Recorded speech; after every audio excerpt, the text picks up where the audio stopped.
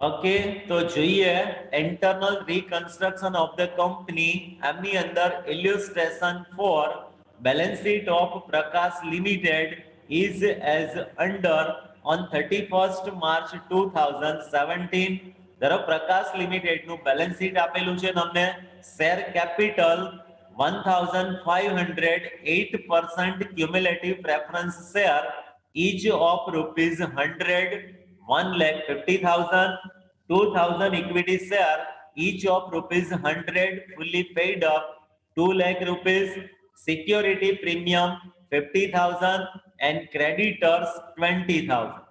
Assets બાજુ આપેલું છે goodwill 15,000, building 1 lakh minus depreciation 20,000, એટલે building આપેલું છે 80,000 rupees, plant and machinery 2 lakh minus depreciation 40,000, એટલે plant and machinery આપેલું છે 1,60,000, patent 20,000, stock 5,000, debtors 24,200, preliminary expenses 30,000 and profit and loss account નું debit balance આપેલું છે 85,800. બેલેન્સ શીટ નો ટોટલ આપેલો છે તમને 4,20,000.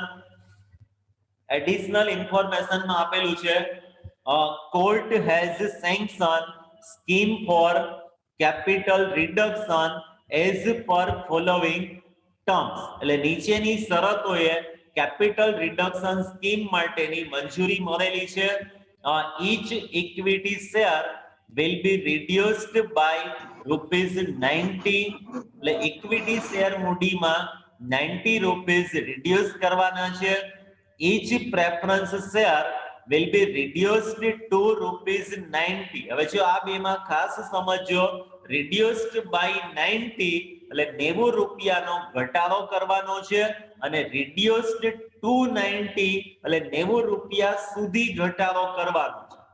એટલે પ્રેફરન્સ શેર જે આપેલા છે એમની અંદર તમારે 10 રૂપિયા પ્રમાણેનો ઘટાડો કરવાનો થશે. એટલે વાક્ય રચના ખાસ સમજવાની અંદર reduced by ₹90 એટલે 90 રૂપિયા ઘટાડો કરવાનો છે અને reduced to 90 એટલે 90 સુધી રાખવાના છે. એટલે એની અંદર ખાલી માત્ર 10 રૂપિયાનો તમારે ઘટાડો કરવાનો થશે.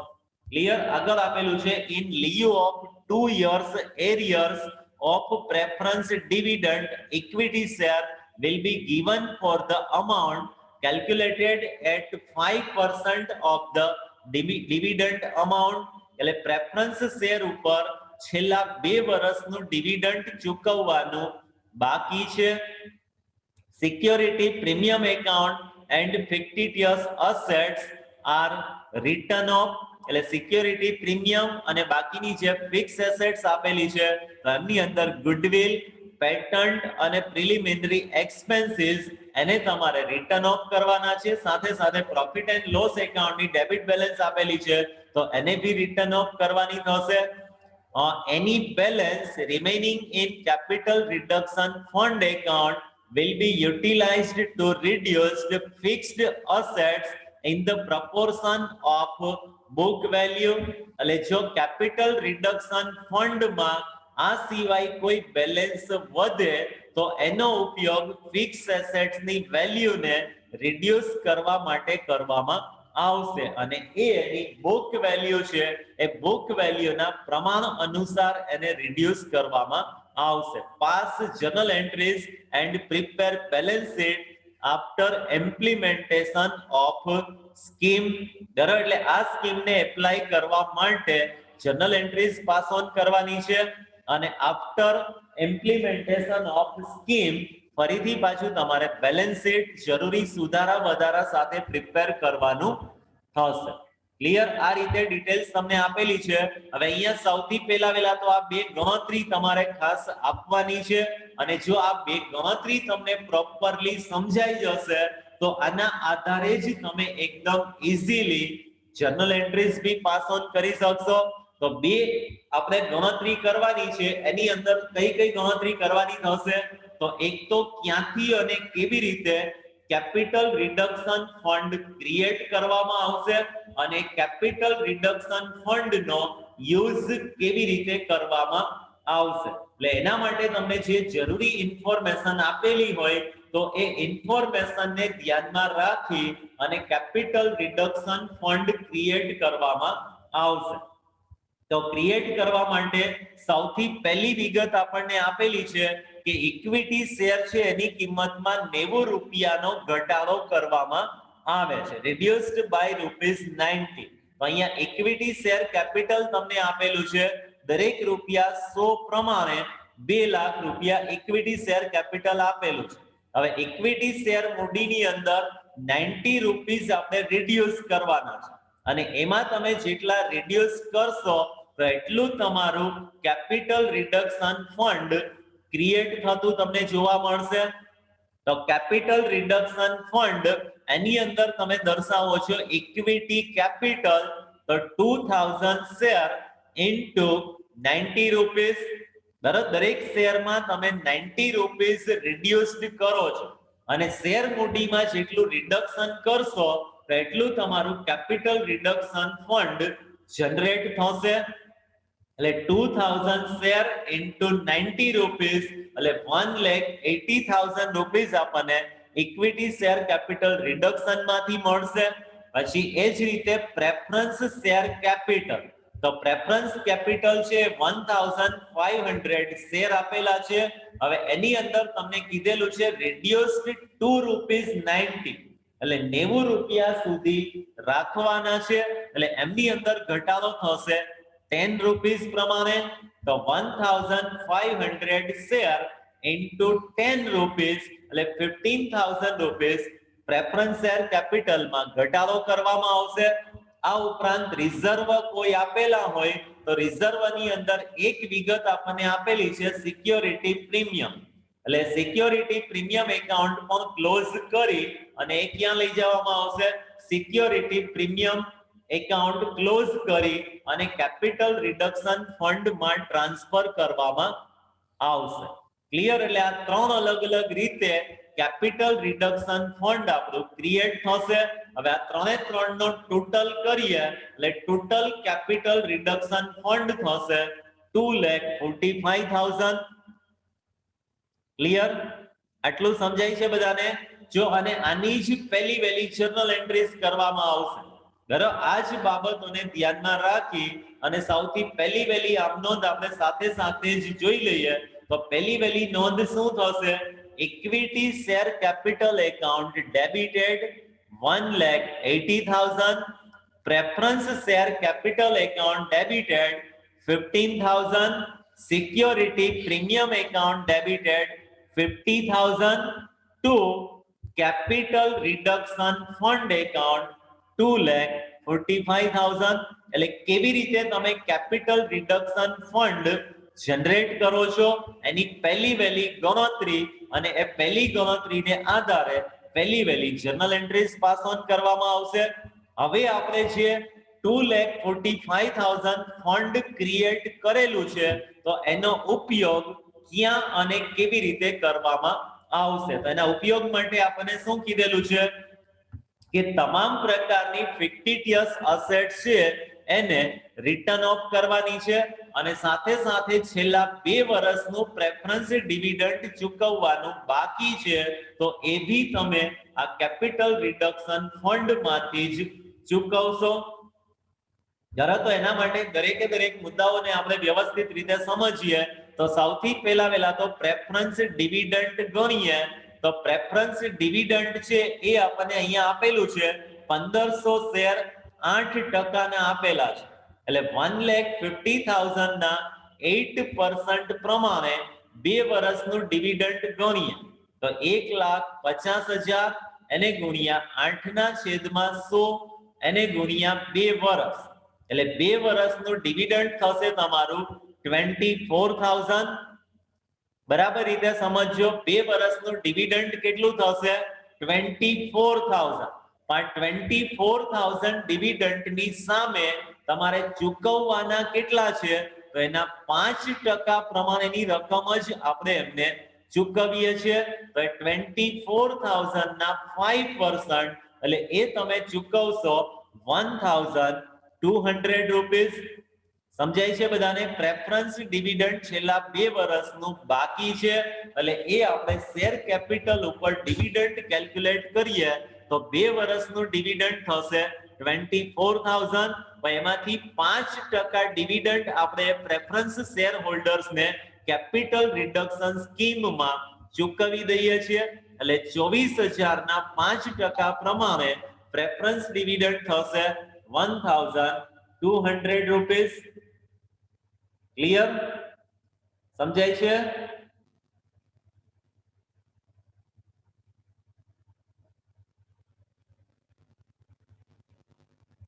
ક્લિયર? આ ઉપરાંત બાકીની જે ફિક્ટિટિયસ અસેટ્સ આપેલી છે, ફિક્ટિટિયસ અસેટ્સ ને રિટર્ન ઓફ કરવામાં આવશે. તો ગુડવિલ આપેલી છે 15,000, એટલે અહીંયા ગુડવિલ તમે બતાવી દેશો 15,000 રૂપીસ. પેટન્ટ 20,000 રૂપીસ, બરાબર? Patent 20,000 rupees. Preliminary expenses 30,000 rupees અને profit and loss account 85,800 rupees. એટલે જેટલી ફિક્ટિટિયસ અસેટ્સ આપેલી છે તો એ તમામ પ્રકારની ફિક્ટિટિયસ એસેટ્સ ને આપણે રિટર્ન ઓફ કરી દેશું. અને ક્યાંથી રિટર્ન ઓફ કરવામાં આવશે? તો આ કેપિટલ રિડક્શન ફંડ માંથી જ રિટર્ન ઓફ કરવામાં આવશે. હવે જો તમે એ બધાનો ટોટલ કરો તો એ ટોટલ તમને યુઝડ થતી અમાઉન્ટ જોવા મળશે 1,52,000. બરાબર? આપણી પાસે હતા કેટલા? 2,45,000 કેપિટલ રિડક્શન ફંડમાં આપણે જમા કરેલા છે.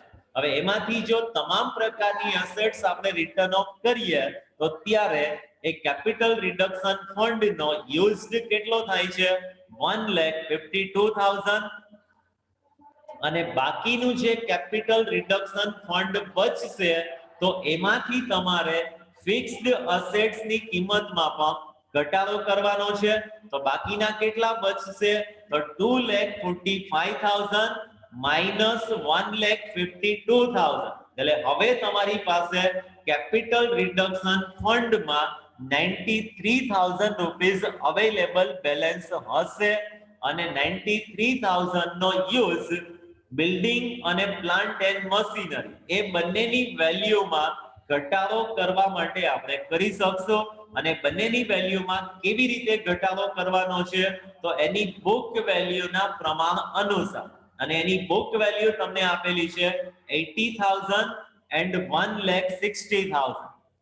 બરાબર? અને એના માટેનું આપણે પ્રમાણ ફાઇન્ડ આઉટ કરીએ તો 1:2 ના પ્રમાણ અનુસાર એમાં ઘટાડો કરવામાં આવશે. એટલે બિલ્ડિંગની કિંમતમાં 31,000 રૂપીસ રિડ્યુસ કરશો અને પ્લાન્ટ અને મશીનરીની વેલ્યુમાં 62,000 રૂપીસ રિડ્યુસ કરવામાં આવશે. એટલે જે બાકીનું બેલેન્સ બચે છે અહીંયા 93,000, એમાંથી બિલ્ડિંગ અને પ્લાન્ટ અને મશીનરીની વેલ્યુમાં ઘટાડો કરવામાં આવશે. હવે એના માટેની આપણે નોંધ કરીએ તો નોંધ થશે capital reduction fund account ડેબિટેડ.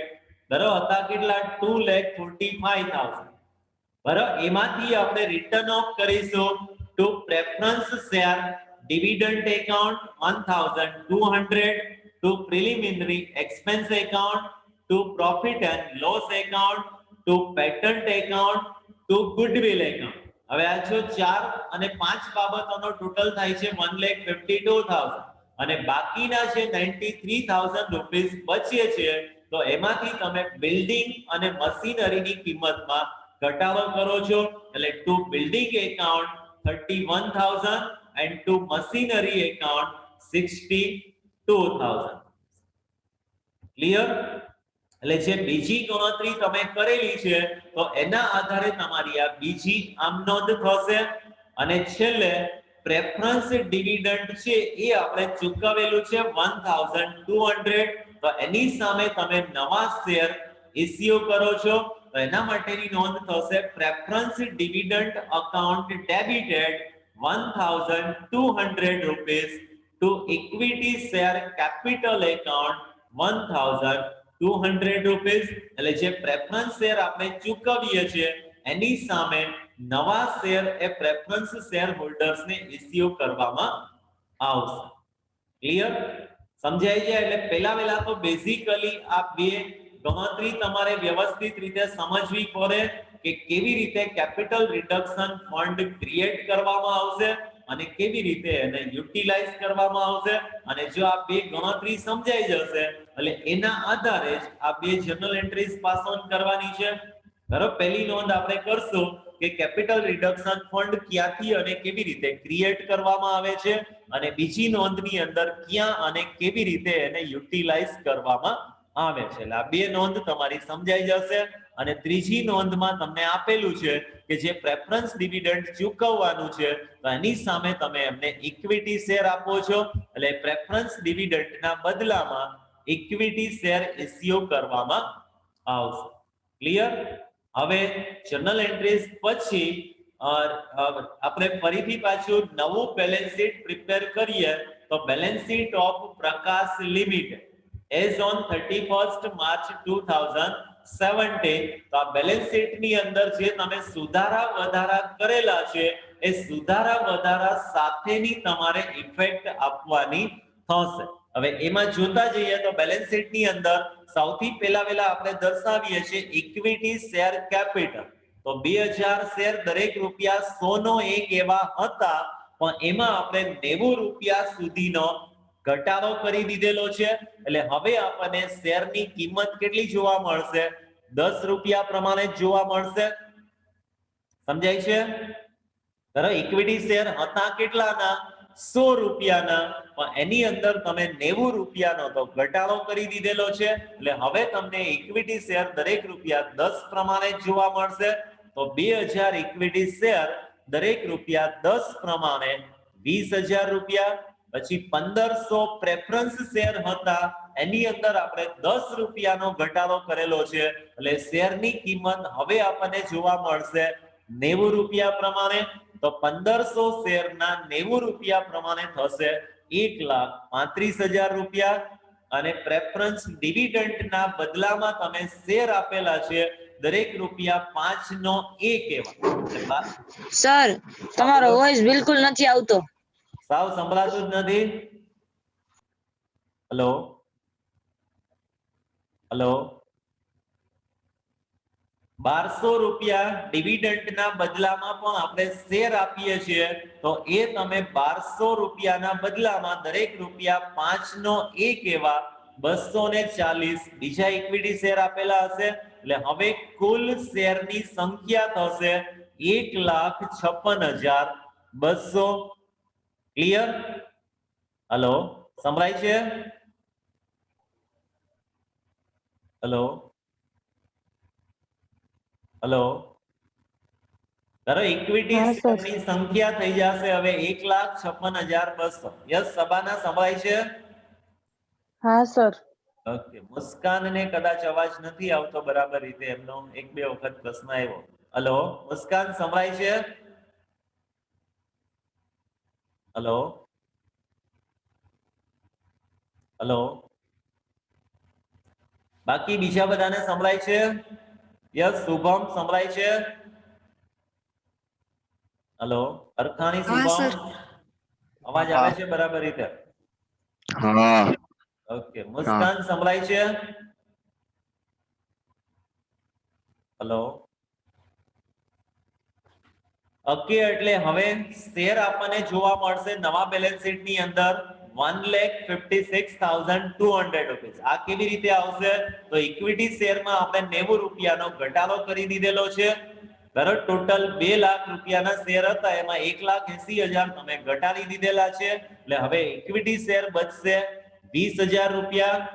Preference શેરની અંદર 10 રૂપિયા પ્રમાણે 15,000 નો તમે ઘટાડો કરેલો છે એટલે પ્રેફરન્સ શેર તમને જોવા મળશે 1,35,000.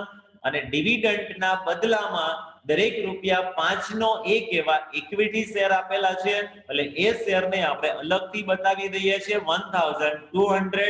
એટલે ટોટલ શેર કેપિટલ તમારું જોવા મળશે તમને 1,56,200. ક્લિયર? પછી બતાવીએ છીએ આપણે રિઝર્વ એન્ડ સરપ્લસ. હવે જો રિઝર્વમાં આપણને એક વિગત આપેલી હતી સિક્યોરિટી પ્રીમિયમ. સિક્યોરિટી પ્રીમિયમ નો તો આપણે અહીંયા યુઝડ કરી દીધેલો છે. એટલે સિક્યોરિટી પ્રીમિયમ ખાતું બંધ કરી અને એ તમે કેપિટલ રિડક્શન ફંડમાં ટ્રાન્સફર કરેલું છે, એટલે હવે અહીંયા તમારે એ સિક્યોરિટી પ્રીમિયમ રિઝર્વ એન્ડ સરપ્લસમાં બતાવવાની જરૂરિયાત રહેશે નહીં. અને છેલ્લે બતાવો છો તમે નોન કરંટ અને કરંટ લાયબિલિટીઝ, તો એની અંદર બતાવશો ક્રેડિટર્સ કે જેની અંદર કોઈ પણ પ્રકારનો ચેન્જીસ કરેલો નથી, એટલે ક્રેડિટર્સ ને 20,000 રૂપીસ એઝ ઇટ ઇઝ એમનો બતાવી દેશું. એટલે બેલેન્સ શીટ નો લાયબિલિટીઝ બાજુનો ટોટલ તમને જોવા મળશે 1,76,200 રૂપીસ.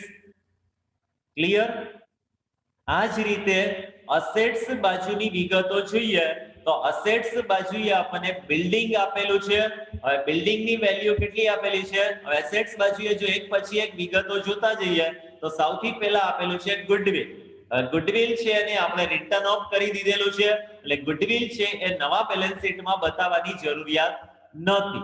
બિલ્ડિંગ આપેલું છે 80,000, એની સામે બિલ્ડિંગમાં તમે 31,000 રૂપીસ રિડ્યુસ કરેલા છે, એટલે બિલ્ડિંગ ની અંદર દર્શાવશો 80,000 માઇનસ 31,000, એટલે બિલ્ડિંગ ની નવી વેલ્યુ આપણને જોવા મળશે 49,000 રૂપીસ. પ્લાન્ટ એન્ડ મશીનરી એ હતું 1,62,000, એની અંદર આપણે 62,000 રૂપીસ રિડ્યુસ કરેલા છે, એટલે પ્લાન્ટ અને મશીનરીની નવી વેલ્યુ જોવા મળશે 98,000. બરાબર, બેનો ટોટલ કરીએ એટલે ટોટલ અસેટ્સ જોવા મળશે આપણને 1,47,000. બરાબર, આ ઉપરાંત બાકીની એસેટ્સ જોઈએ તો એમની અંદર આપણને આપેલું છે પેટન્ટ કે જેને આપણે રિટર્ન ઓફ કરી દીધેલી છે, એટલે હવે નવા બેલેન્સ શીટ ની અંદર એ પેટન્ટ બતાવવાની જરૂરિયાત રહેશે નહીં. સ્ટોક આપેલું છે 5,000, એને તમે એઝ ઇટ ઇઝ એમનો બતાવી દેશો. ડેટર્સ આપેલા છે 24,200, તો એઝ ઇટ ઇઝ એમનો બતાવી દેવામાં આવશે, એટલે કરંટ એસેટ્સ થઈ જશે તમારી 29,200 રૂપીસ. ત્યાર પછી આપેલું છે પ્રિલિમિનરી એક્સપેન્સીસ અને પ્રોફિટ એન્ડ લોસ એકાઉન્ટ, તો આ બંનેને આપણે અહીંયા રિટર્ન ઓફ કરી દીધેલા છે, એટલે હવે નવા બેલેન્સ શીટ ની અંદર એ પ્રિલિમિનરી એક્સપેન્સીસ અને પ્રોફિટ એન્ડ લોસ એકાઉન્ટ તમારે બતાવવાની જરૂરિયાત નથી. અને અસેટ્સ બાજુનો આપણે ટોટલ કરીએ તો અસેટ્સ બાજુનો ટોટલ પણ આપણને જોવા મળશે 1,76,200 રૂપીસ. ક્લિયર? એટલે આ રીતે તમારે નેસેસરી કેલ્ક્યુલેશન્સ, જર્નલ એન્ટ્રીઝ અને after implementation of capital reduction scheme balance sheet prepare કરવાનું થશે. બરાબર, એટલે આ ચેપ્ટર માંથી પણ તમારે જનરલી 15 માર્ક્સ નો સમ પૂછાય છે, એટલે 15 માર્ક ના સમ ની અંદર આ પ્રમાણે તમે બેલેન્સ શીટ પ્રિપેર કરશો, જર્નલ એન્ટ્રીઝ પાસ ઓન કરશો અને જરૂરી ગણતરી તમારે કરવાની થશે. ક્લિયર? Any question? સમજાય છે બધાને? જો કંઈ પણ ન સમજાણું હોય, કંઈ પણ ક્વેશ્ચન્સ હોય તો બી ફ્રેન્ક તમે પૂછી શકશો. ક્લિયર?